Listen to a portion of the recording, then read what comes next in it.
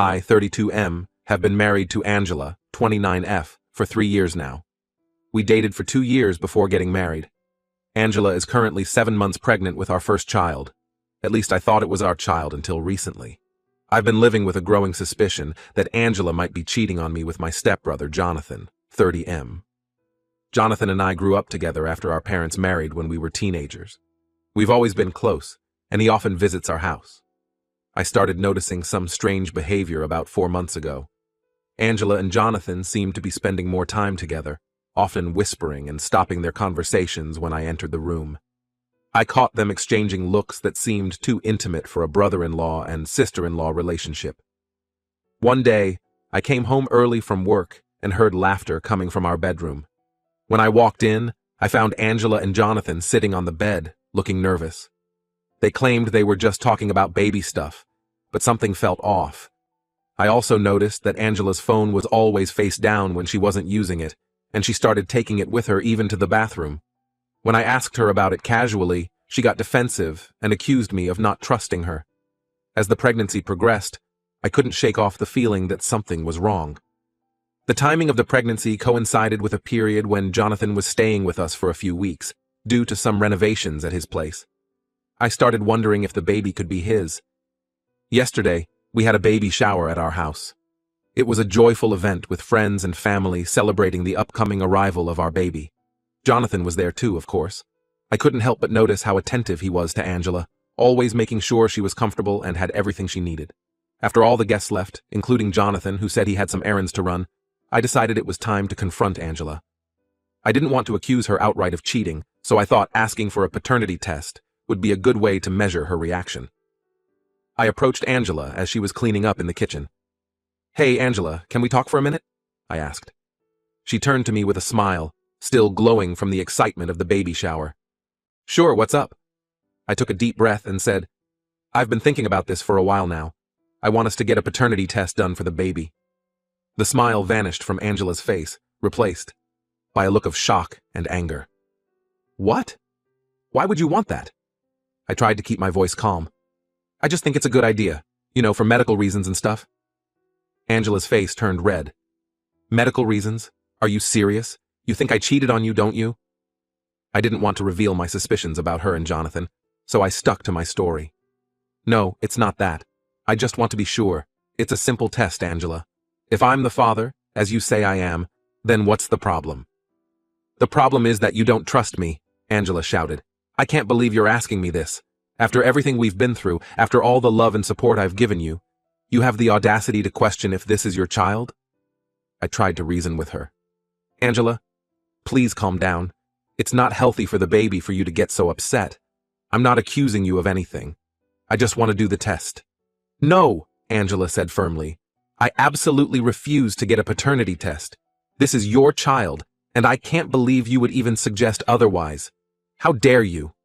She stormed out of the kitchen, leaving me standing there, feeling more suspicious than ever. Her reaction only confirmed my fears that something was indeed wrong. I spent a sleepless night thinking about what to do next. The next morning, I decided to reach out to Angela's parents. They had always been kind to me, and I hoped they might be able to talk some sense into Angela. I called Angela's mom, Linda, and asked if I could meet with her and Angela's dad, Robert. They agreed, and I went over to their house while Angela was at her prenatal yoga class. When I arrived, Linda and Robert welcomed me warmly, but I could see concern in their eyes. We sat down in their living room, and I started to explain the situation. "I don't know how to say this," I began, "but I have reason to believe that Angela might be cheating on me with Jonathan." Linda and Robert exchanged a look that made me think they weren't entirely surprised by this information. I continued. "I asked Angela for a paternity test yesterday, and she completely lost it. She refused to do it and accused me of not trusting her. I didn't tell her about my suspicions regarding Jonathan, but her reaction makes me think I might be right." Robert sighed heavily. "Son, we were afraid something like this might happen." I looked at them, confused. "What do you mean?" Linda reached out and patted my hand. "We love Angela. She's our daughter. But we know she has a history of being unfaithful in her relationships." This information hit me like a ton of bricks. "You mean she's cheated before?" Why didn't anyone tell me this before we got married? Robert shook his head. We hoped she had changed. When she met you, she seemed different, more mature. We thought maybe she had finally grown out of her old habits. But you suspected she might be cheating on me? I asked, feeling a mix of anger and betrayal. Linda nodded sadly. We've noticed some signs lately. The way she talks about Jonathan, the secretive phone calls. We were hoping we were wrong. I sat there, trying to process this new information. So what should I do? She refuses to take the paternity test. Robert leaned forward. We're with you on this, son. You have the right to know if that child is yours. We'll talk to Angela, try to make her see reason. Linda added, and if she still refuses, well, there are other ways to get a paternity test done after the baby is born. We'll support you through this, whatever happens. I felt a wave of relief, knowing I had their support. Thank you. I really appreciate your honesty and your help. As I left their house, I felt a mix of emotions. On one hand, I was grateful for the support of Angela's parents. On the other hand, I was devastated to learn about Angela's history of infidelity. It made me question everything about our relationship. When I got home, Angela was already there. She was sitting on the couch, her eyes red from crying. As soon as I walked in, she started talking. I can't believe you went to my parents behind my back, she said, her voice trembling with anger and hurt. I sat down across from her. Angela, we need to talk about this. Your parents told me about your past, your history with infidelity. Angela's face crumpled. That was in the past. I've changed. I love you. If you love me, I said, trying to keep my voice steady, then why won't you agree to the paternity test? If I'm the father, as you claim, then the test will prove it. Because it's insulting, Angela cried. It shows you don't trust me. And involving my parents. How could you? I'm not accusing you of anything, I said. And now, with you refusing the paternity test, what am I supposed to think? Angela burst into tears. I can't believe this is happening. I thought we were happy. I thought you loved me. I do love you, Angela. That's why this is so hard, but I need to know the truth. Angela just shook her head, continuing to cry. She didn't give me a straight answer, which only fueled my suspicions. I'm going to stay at a hotel for a few days, I said, standing up. I need some time to think. Please, Angela, for the sake of our marriage and this child, agree to the paternity test. As I packed a bag, Angela watched me from the doorway, tears streaming down her face. Please don't go, she begged. But I knew I needed space to clear my head and figure out what to do next. I left the house, feeling like my whole world was crumbling around me. Over the next few days, I stayed at a nearby hotel, trying to make sense of everything. I received several calls and messages from Angela, alternating between apologies and angry accusations. I also got a call from Jonathan, asking what was going on. I didn't tell him about my suspicions, just said that Angela and I were going through some issues. Update. The week following my departure from our shared home was one of the most challenging periods of my life. Each day felt like an eternity as I grappled with the possibility that the life I had built with Angela might have been built on lies. The quiet of my hotel room offered little comfort, serving instead as an echo chamber for my doubts and fears. On the 7th day of my self-imposed exile, my phone rang. Angela's name flashed on the screen, and I felt a familiar mix of hope and dread as I answered. Hello? I said, trying to keep my voice neutral. I can't do this anymore. Angela's voice came through, shaky and filled with emotion. There was a rawness to it that I hadn't heard before, and it immediately put me on edge. What do you mean, Angela? I asked, sitting up straighter in my chair. There was a pause, punctuated by what sounded like a stifled sob. Then, if you don't believe me, if you don't trust me, then I don't want to keep this baby. Her words hit me like a physical blow, knocking the wind out of me. For a moment, I couldn't speak, couldn't even breathe. When I finally found my voice, it was barely above a whisper. What are you saying? I'm saying that if you're going to doubt me and question whether this is your child, maybe it's better if there is no child at all, she replied, her voice taking on a bitter edge that I'd never heard from her before. Anger surged through me, hot and sudden. Are you threatening our unborn child just because I asked for a paternity test? I demanded, my voice rising. Do you realize what you're saying, Angela? I'm saying I can't live like this, she shouted back. I can't carry this child knowing that its father doesn't even believe it's his. All you have to do is take the test, I said, trying to rein in my anger. If I'm the father, like you claim, then what's the problem? "The problem is that you don't trust me," Angela cried. "The problem is that you've destroyed everything we had." Before I could respond, she hung up. I stared at the phone in disbelief, my mind reeling from what had just transpired. The Angela I thought I knew would never have even considered harming our child. This threat, this manipulation, only served to deepen my suspicions and my resolve. With shaking hands, I dialed Angela's parents' number. Linda answered on the third ring. "Hello?" she said, her voice warm as always. "Linda, it's me," I said, struggling to keep my voice steady. "Something's happened. I need to talk to you and Robert. Can I come over?" There must have been something in my voice, because Linda's tone immediately changed. "Of course, dear. Come right over." 30 minutes later, I was sitting in Robert and Linda's living room, recounting my conversation with Angela. As I spoke, I watched their faces shift from concern to shock to outright dismay. When I finished, Robert leaned forward, his face grim. "We can't let her go through with this," he said firmly. "This isn't just about the paternity test anymore. This is about the well-being of our grandchild." Linda nodded in agreement, reaching out to squeeze my hand. "We need to make her understand the gravity of the situation," she said. "This isn't a game. This is a life we're talking about." I took a deep breath, feeling a wave of relief wash over me.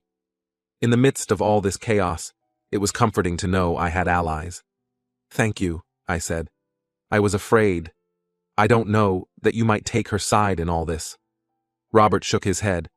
"We love our daughter," he said, "but we can't condone this behavior, and we certainly can't let her make a decision like this out of spite or fear." Linda and Robert exchanged a look, seeming to have a silent conversation. After a moment, Robert cleared his throat. "There's something else you should know," he said, his voice heavy.